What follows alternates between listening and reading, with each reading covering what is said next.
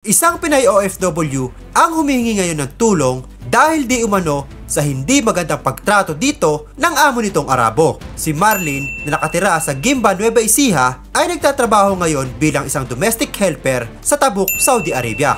Naglabas nga ito ng kanyang saloobin sa social media at nagbabakasakaling makarating sa kinauukulan ang reklamong ito. Ito nga ay laban sa mapang-abuso nitong amo. July 16, 2025 nang umalis ng bansa itong si Marlene. At makalipas nga lang ang isang linggo ay nagmamakawa na itong makauwi ng Pilipinas. Ito nga ay dahil sa hindi magandang pagtrato na dinadanas nito sa kamay ng kanyang amo.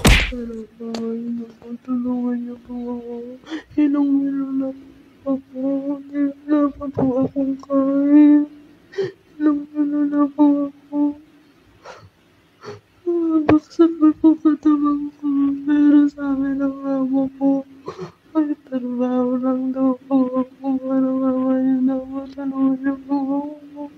Hinong-hilo na po ako. Hindi ko na po naman. Hirap na po ako. Lambot na po kasama ko. Tulungan na po ako. Ano naman. Hindi ko na po anong paggamit ko. Gusto ko na po kasama pamilya ko.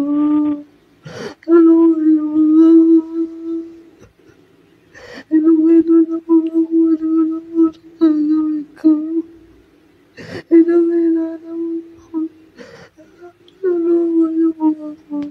Hindi ka na po kasi gusto ng amo ko. Natapos po ako. Tapos siya po sila lang siya. Trabaho lang daw ako. Wala akong pahinga. Natutulog ako alas 2.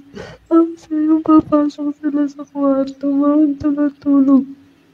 Wala akong pahinga. Trabaho lang daw po ako. Tulungan niyo lang ako. Kahit nasabi ko sa amo ko na masama pangaramdam ko. Wala lang.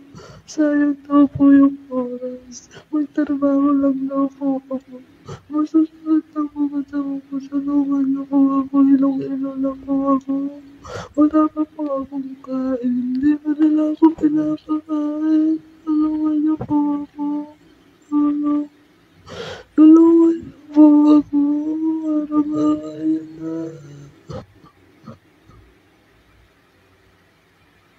Ano po alam gagawin ko? Hindi ko po alam gagawin ko.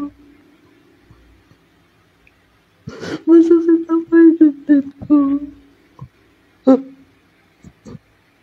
Ano kaya po ako?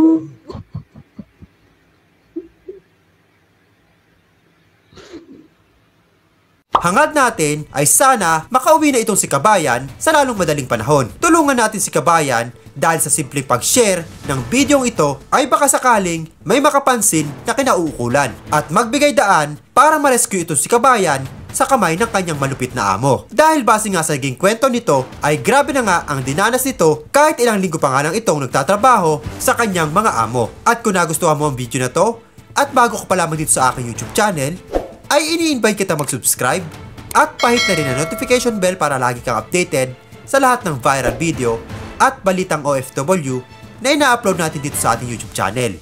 Maraming salamat sa iyong panonood.